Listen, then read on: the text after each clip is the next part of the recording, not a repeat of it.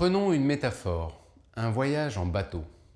Pour aller d'un point A à un point B, l'équipage d'un bateau ne va pas perdre de temps à décider dans le détail à quel moment ils vont mettre un coup de gouvernail à droite pour changer de cap, ou à quel moment ils vont tendre ou détendre leur grande voile. Ils vont se préparer en étudiant des cartes, dessinant des trajectoires, en clarifiant leur rôle ou en s'entraînant ensemble. Bref, se préparer pour qu'une fois partis, le maximum de leur énergie soit focalisé sur l'observation du vent et de la mer, de leurs changements, sur la lecture de leurs instruments de bord, des prévisions météo des jours à venir, des trajectoires des autres bateaux, et sur la communication entre eux afin de pouvoir se synchroniser et s'adapter ensemble en permanence à ce qu'il se passe et pas à ce qu'il aurait dû se passer, car quel en serait l'intérêt? Pourquoi s'entêter à naviguer en vent arrière comme c'était prévu alors que le vent a tourné? Ils font un choix de direction, de gréement adapté à la situation, jusqu'à ce que cette situation leur demande un nouveau changement.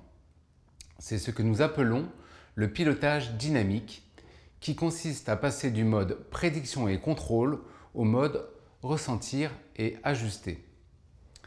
Pour faire cela, nous allons introduire une nouvelle notion inspirée du monde vivant, la tension. Dans la plupart des cultures, le mot tension a une connotation plutôt, voire exclusivement négative. Une tendance humaine consiste à refouler les tensions, à mettre la poussière sous le tapis et rendre invisible ce qui dérange. Pourtant, dans le monde vivant, la vie est indissociable de la notion de tension. Un organisme qui n'a pas de tension est un organisme mort. Vivre, c'est ressentir des sensations comme la faim, le froid, le chaud, qui sont autant de signaux d'une tension existante à l'intérieur de moi ou entre moi et mon environnement. Et c'est agir en réponse pour apaiser ces tensions. Dans cette croyance qu'une organisation est un organisme vivant, nous vous proposons donc de considérer une tension comme un cadeau fait à l'organisation. Elle représente un potentiel transformateur à utiliser pour faire évoluer l'organisation vers sa raison d'être. Une tension permet de rendre conscient l'écart entre ce qui est et ce qui aspire à être. Il s'agira donc de capter les tensions, de les identifier, puis de les traiter. Capter les tensions. Une tension est l'expression d'un besoin non satisfait de l'organisation. L'être humain est un fantastique capteur de tension. Quand il y a une tension, la mise en œuvre peine, l'individu n'est plus efficient, le projet peut flancher, voire s'arrêter. Bien souvent, les individus compensent, c'est-à-dire qu'ils agissent pour alléger la tension ressentie en dehors de leur cadre d'action et de manière officieuse. Ils agissent ainsi pour répondre à la situation, mais si cette compensation s'installe dans l'implicite, ils ne permettent pas à l'organisation d'évoluer. À ce titre, la première responsabilité d'un membre d'une organisation consiste donc à exprimer ces tensions. Traiter les tensions. Chaque tension est à traiter dans l'espace qui lui est approprié avec un processus spécifique. En effet, elle signale des dysfonctionnements de nature très différente qui, pour être résolus, feront évoluer l'organisation à des endroits très différents.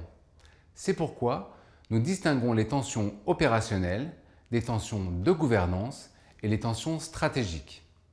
Et dans l'approche de l'UDN, nous intégrons également la notion de tensions interpersonnelles qui, elles aussi, sont à traiter dans un espace adapté appelé de régulation.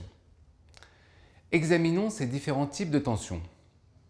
Une tension opérationnelle est ressentie quand il me manque quelque chose de concret pour avancer dans ce que j'ai à faire et que je sais à quel rôle m'adresser pour l'obtenir. Pour la traiter, il s'agira peut-être de convenir avec le rôle concerné d'une action ou d'un projet, un projet étant un ensemble d'actions. Les tensions opérationnelles nous permettent de nous synchroniser dans nos actions. Elles se traitent dans les réunions dites de triage opérationnel. Comme vous le verrez dans le processus de réunion opérationnelle, dans ces espaces, il ne s'agit pas de décider ensemble, juste de se synchroniser. Une tension de gouvernance apparaît lorsque cette action dont j'aurai besoin est récurrente et que je ne sais pas vers quel rôle ou quel cercle me retourner pour en demander la réalisation. Soit parce qu'il n'y a aucun rôle, qui réalisent ce type d'action. Nous avons dans ce cas, comme on le dit parfois, un trou dans la raquette, soit parce qu'il y a une confusion, un flou ou une interférence entre plusieurs rôles qui ont des périmètres proches.